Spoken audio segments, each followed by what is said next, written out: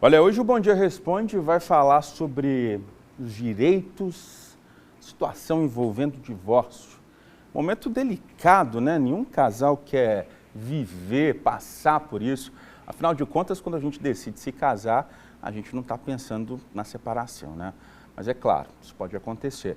E é muito importante que você conheça os seus direitos na hora da separação. Então, para tirar todas essas dúvidas, eu vou conversar agora com o advogado especialista em direito da família, o Dr. Guilherme Augusto Martins.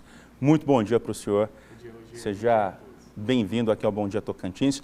Ao Bom Dia Responde. Olha, doutor, divórcio é algo complexo, né? Muitas vezes as pessoas podem estar feridas emocionalmente, isso pode deixar o campo mais racional, digamos assim, o campo do direito, mais complicado. Decidir que eu quero me divorciar do meu parceiro, da minha parceira. Se eu tenho uma união no papel, por exemplo, qual que é o primeiro passo para resolver essa situação? Ok. De fato, Roger, quando se fala em divórcio, nós temos várias complexidades envolvidas, né? E diga-se de passagem, as questões jurídicas são menos complexas nesse momento, e o advogado, quando procurado, e essa é a primeira recomendação, ele deve ser o primeiro juiz da causa. Ele, na verdade, é aquele que vai entender quais são as necessidades e, especialmente, tentar ali buscar um canal de diálogo, porque esse será sempre a melhor alternativa, né? Além das orientações jurídicas, que muitas vezes as pessoas ficam em dúvidas quais são os direitos, quais são as obrigações nesse momento. Agora, doutor, eu decidi me divorciar, vou procurar um advogado. O mesmo advogado pode atender as duas partes? Sim, se nós estivermos falando aqui de um acordo extrajudicial, ou seja, aquele em que o advogado vai criar esse canal de comunicação com as partes e elas chegarem num consenso, é suficiente que um advogado represente as duas partes para que se busque a homologação desse acordo, porque mesmo que esse acordo seja feito anteriormente, precisa de uma chancela judicial para que esse acordo seja homologado. Entretanto, é uma opção. Se as partes não estiverem seguras em serem representadas pelo mesmo advogado, cada uma delas pode estar representada por advogados diferentes, até porque estamos falando de uma relação de confiança, essa relação cliente-advogado. Agora, a gente precisa fazer o divórcio apenas nos casos onde existe algo assinado, onde o casamento foi oficializado num cartório, ou, por exemplo, se uma pessoa já tem união estável, a chamada união estável, ela também vai precisar se divorciar e dessa vez ela vai precisar de papéis assinados? Como é que funciona isso? Da mesma maneira, quando se tem ali uma união estável estabelecida, tem que se pensar em todas essas questões relacionadas à partilha, mas também tem um passo anterior, que é justamente reconhecer essa união estável. É bom deixar claro que já há um bom tempo foi equiparado em direitos o casamento com a união estável. O que acontece é que a gente precisa, então, ou formalizar, dizer que essa união estável existiu. Obviamente, se eles têm ali um documento anterior, uma escritura pública ou um contrato que diga, que demonstra a existência dessa união estável, né? Isso facilita um pouco mais. Entretanto, a gente precisa também lembrar que a união estável não precisa desses documentos para que direitos possam surgir. Existiu uma família constituída, vivem como se casal fosse, né? Ali nós já estamos diante de uma união estável, tem que tratar todas essas questões. Demora muito tempo um processo de divórcio? Uma vez judicializado, nós não temos ali um controle do tempo. Obviamente, se há um pedido de homologação, se esse acordo já foi feito pelo casal, esse processo é um pouco mais sério. Agora, quando estamos diante de um divórcio litigioso ou um reconhecimento de dissolução de união estável litigiosa, e aí nós temos então todas aquelas intempéries de um processo que precisam ser vistos caso a caso. Por isso que a melhor alternativa será sempre um acordo, até mesmo por conta dessa gestão do tempo. E olha, você aí de casa pode participar dessa nossa conversa, tá? TVT e WhatsApp estão disponíveis para você mandar suas dúvidas sobre o divórcio. O nosso número é o 984511111, está aparecendo na sua tela, inclusive. O nosso aplicativo QVT você baixa na sua loja virtual, é de graça, e aí você pode conversar imediatamente aqui com o Bom Dia Tocantins. Agora, doutor, quando envolve divisão de bens, a situação pode ficar um pouquinho mais complicada. Qual que é o primeiro passo, por exemplo, na hora de fazer essa divisão? Tem que fazer uma listagem com todos os bens que o casal possui? Como é que funciona isso? É importante dizer que as regras elas são bastante objetivas. O mais importante é saber, primeiro, o regime de bens que esse casal escolheu ali no momento do casamento, né? Se estivermos diante de uma união estável, em regra é o regime da comunhão parcial, embora eles também poderão escolher um regime diferente na união estável. Sabendo disso, então, nós vamos estabelecer ali quais são os bens que serão partilháveis e aqueles bens que são exclusivamente de cada um. Quase sempre bens anteriores ao casamento, né, devem ser considerados na hora desta partilha.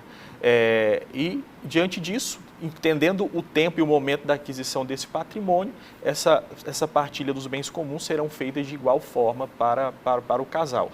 Uma coisa que confunde com muita frequência, as pessoas confundem com muita frequência, é achar que algum problema nesse relacionamento, alguma coisa relacionada às questões pessoais, fidelidade, que isso poderia influenciar na partilha de bens. Mas não, esta regra ela é muito clara e objetiva ali, né? Temos apenas que considerar o momento da aquisição desse patrimônio. Essa situação de fidelidade é algo complexo, né? Muitos casamentos são desfeitos por causa disso. Tem alguma situação na lei, por exemplo, que envolva fidelidade de ambas as partes e que envolva algum tipo de punição para casos de infidelidade? No direito de família, onde estamos falando aqui de divórcio, partilha de bens, pensão alimentícia de filhos que tem que ser tratada nessas questões também, não há nenhum reflexo essas questões que diz respeito à infidelidade.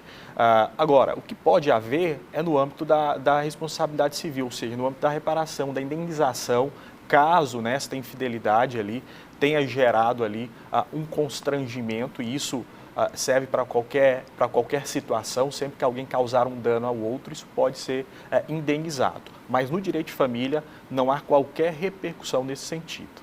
Agora, por exemplo, doutor, esposo e esposa vivem na mesma casa, decidem se separar, não foi uma separação amigável. Alguém precisa deixar a casa?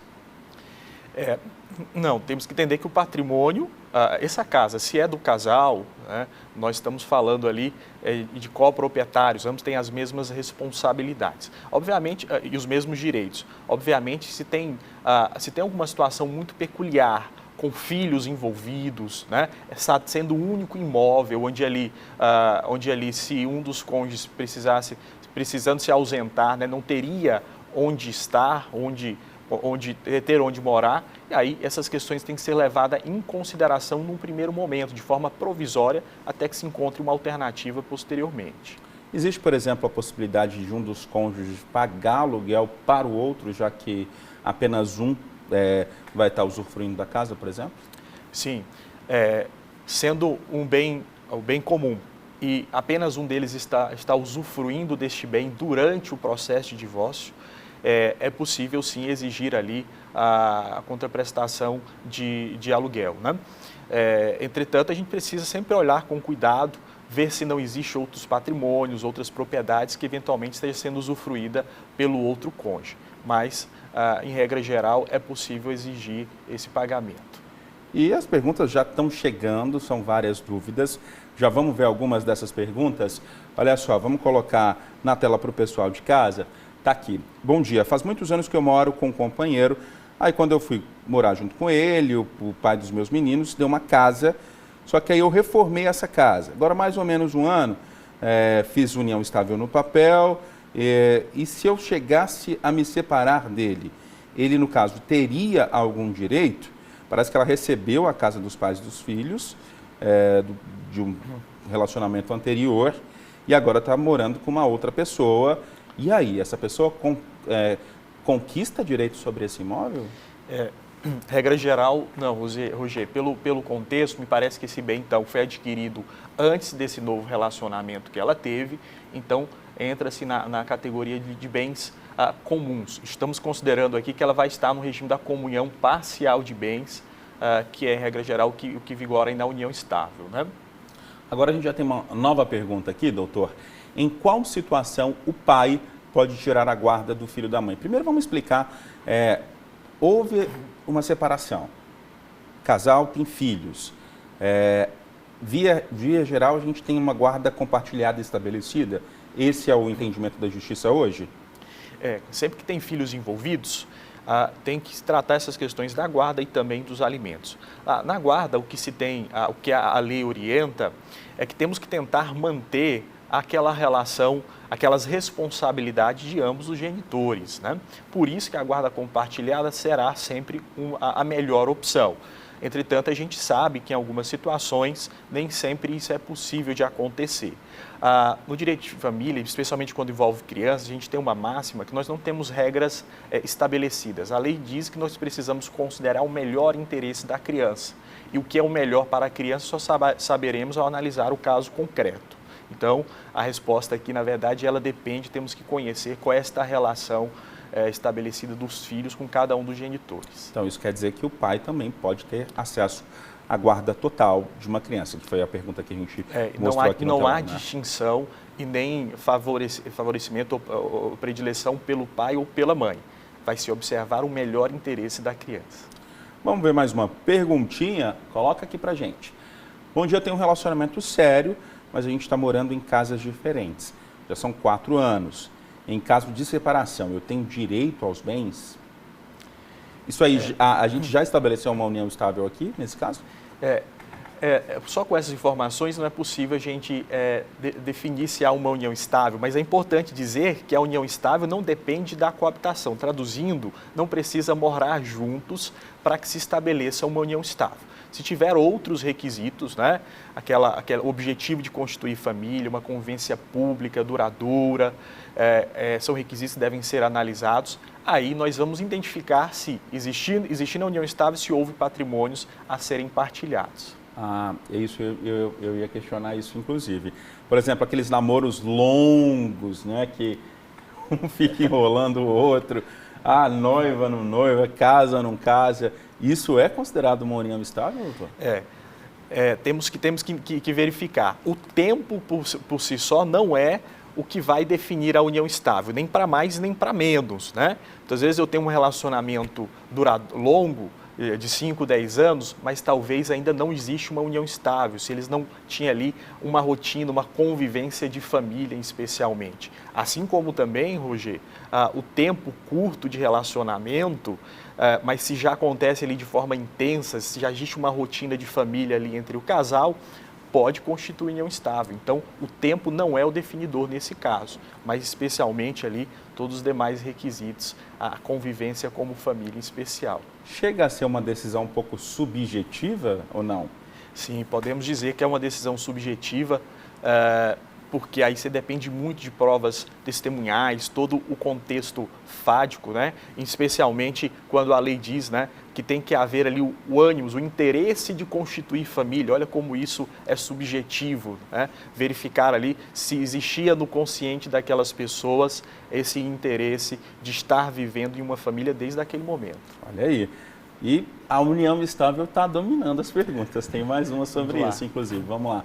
Olha, o contrato de união estável que não foi registrado em cartório, mas consta com assinaturas reconhecidas, tem a validade? É o Pedro Carvalho de Gurupi que está perguntando. Ótimo. A união estável, nós temos que entender que ela é uma condição de vida. Ou seja, se eles já vivem neste relacionamento como se uma família fosse, com a responsabilidade ali familiar, não precisa ali de um documento para que seja validada esta união estável, né? Agora, se já tem este documento, a lei diz que esse documento pode ser feito em cartório, por meio de uma escritura pública, mas por um contrato particular, né? Esse contrato particular, para que tenha validade, aí sim, orienta-se que seja feito ali com a assinatura de 2 testemunhas. Agora, a gente já falou, é um processo subjetivo, mas aí tem gente que vai lá e faz... É só chegar no cartório, doutor? Sim. E ali de próprio punho mesmo? Na verdade, essa formalização da união estável ela é uma mera declaração. As partes vão declarar que estão nessa união estável, inclusive o pode-se indicar ali o início dessa união estável, né, que pode ser retroativa, então é uma mera declaração. Portanto, quando se fala que é uma declaração, essa união estável, se ela não condizer com a verdade, com a realidade ali vivida por aquele casal, isso pode ser questionado, mas fora isso, esse documento tem um poder ali de demonstração dessa união estável com muita força. A gente tem uma próxima pergunta que é muito interessante. Vamos analisar aqui, doutor. Olha só, separei, a divisão dos bens foi feita boca a boca pelo meu marido. A separação não foi registrada na época. Porém, ele voltou para casa porque disse que tinha direito, porque ainda eram casados. E agora, o que eu faço? Ele vendeu toda a parte dele, e se a separação acontecer por um juiz agora, eu vou perder minha parte de novo? Nós não estamos juntos como marido e mulher. Ele apenas entrou para dentro da casa. Ótimo.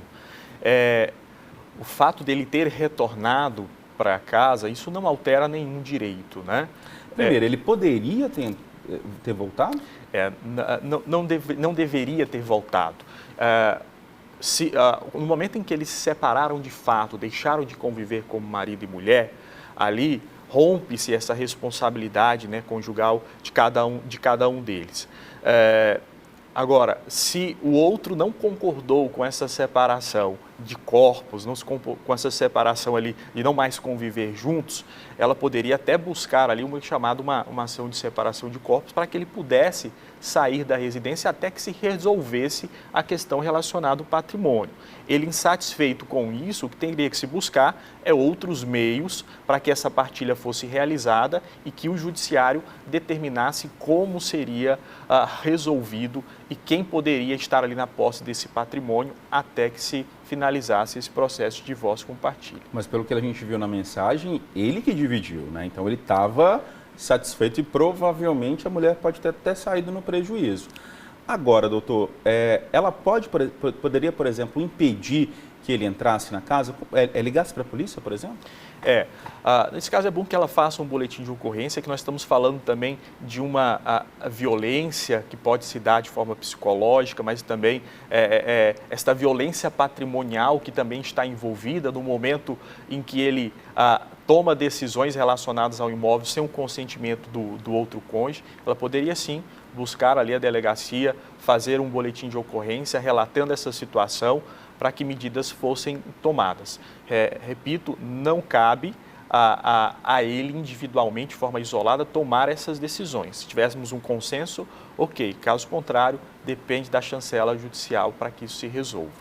Mais uma pergunta aqui na tela, vamos acompanhar. Olha, bom dia, me casei com separação de bens. Aí eu quero saber, a pessoa só tem direito a partir da data de algumas coisas que, por exemplo, eu já tinha, ela não vai ter direito a isso? Essa é a definição da separação de bens, doutor? No regime da separação de bens ali, nós entendemos que o patrimônio que é adquirido por cada um dos cônjuges, ele é um patrimônio individual. Né? Essa é a regra geral do regime da partilha de bens na separação total de bens. Agora, a gente tem que identificar se eventualmente não tem algum patrimônio que foi adquirido com esforço dos dois, né? Onde houve ali uma contraprestação financeira de ambos, do casal. E aí este bem especial deve ser analisado ali a partilha conforme a contribuição de cada um. Mais uma pergunta aqui na tela, olha só. Fui casada por 18 anos, com separação de bens. Ele saiu de casa, abandonou o lar. Nesses 18 anos tivemos um imóvel, um único bem a ser repartido. Nós temos 5 filhos. Eu fiquei com todos eles, são todos menores de idade. Agora ele quer vender a casa para dividir. Eu preciso vender? A venda, na verdade, não é uma obrigação na partilha de bens, né? Pode se buscar ali, se houve consenso nesse caso, quase me parece que não, se houve o consenso, é uma decisão que eles poderiam tomar. Agora, caso isso precisa ser judicializado, ela diz que é um único bem imóvel, com filhos envolvidos, possivelmente outras possibilidades devem ser verificadas, como a possibilidade dela compensar o valor, a parte do patrimônio, né, do outro cônjuge, para que ela não precisasse ter que sair do imóvel, né? Então, Roger, mais uma vez a gente fica aqui naquela situação que precisamos analisar o caso concreto para buscar a alternativa mais personalizada. O direito de família nos exige isso para que essa verificação seja, para que essa orientação seja acertada. Nesse caso eu fiquei curioso. Por exemplo, se a gente está falando de uma família que a mulher foi aquelas mulheres que viveram para a família, que teve que viver para a família, não trabalhava, só cuidava dos filhos, e aí há uma separação. Vamos supor que esse é o caso. Ela não teria condições, por exemplo, de pagar metade do imóvel para o ex-marido, mas a gente tem 5 filhos envolvidos. A justiça protegeria essa mulher que vai ficar cuidando desses filhos? Há uma tendência de vir uma decisão nesse sentido, né? Priorizando especialmente ali essas crianças. Mas uma coisa que a gente tem que ter clareza é que os filhos não faz jus ao patrimônio dos pais na hora do divórcio, na hora da partilha, né? Tanto que é muito comum a gente ver ali os pais que querem indicar um dos patrimônios ali para os filhos, né? Isso, na verdade, é uma deliberação ali de cada um dos cônjuges, é uma espécie de doação para os filhos, mas não um direito. Mas são alternativas que a gente encontra aí para solucionar casos como esse. Mais uma pergunta para a gente, doutor. Olha só, estou com uma dúvida. Meu ex-marido falou que eu não tenho direito a nada. Nós temos um filho, ele vendeu um lote para uma irmã, sem me falar nada. Ela quer saber se isso é certo. Segundo o ex-marido, ela não tem direito na casa porque ela não colocou nenhum tijolo para fazer a construção dessa casa. Estamos diante de uma situação aí, inclusive de infidelidade patrimonial, no momento em que ele está desfazendo desse patrimônio indevidamente. E temos que entender também que se eu estou diante de um regime de bens, quer seja pelo casamento ou pela união estável, aqui os bens adquiridos durante essa união, regra geral, né, regime da comunhão parcial de bens, que é o mais comum, nós temos que entender que tudo ali será um esforço dos dois. E quando eu falo de um esforço do casal, esse esforço não significa um esforço financeiro. Em outras palavras, né, todos terão direitos ao patrimônio adquirido durante esse casamento, durante esta união. Se fosse assim, as pessoas, as mulheres do lar, os homens do lar, né, sempre ficariam em prejuízo. E não é isso que o direito resguarda. O que garante ali houve entre eles uma sociedade familiar, né, assim como há uma sociedade empresarial, e nessa sociedade familiar também ali todos concorrem, tanto para os ônus, né, quanto para os bônus e os ônus desta relação. E tem mais uma pergunta curiosa, olha só. Eu me divorciei de forma amigável, foi recente. Quando nós casamos, nós financiamos uma casa. No ato de divórcio, foi homologado pela justiça, a casa ficou para ela, e agora ela está cobrando que eu continue pagando a parcela da casa junto com ela. Essa obrigação de ficar pagando a parcela ainda existe? Como já houve aí nesse caso aí uma homologação de um acordo, uma chancela, uma decisão judicial ali, encerrando esse caso, teríamos que analisar o que ficou lá estabelecido, né? Agora, esses bens que tem ali, que são financiados, que ainda tem estas prestações para vencerem mesmo depois do fim desse relacionamento, tudo isso deve ser indicado neste acordo, nesta sentença, de quem assumirá cada uma dessas responsabilidades.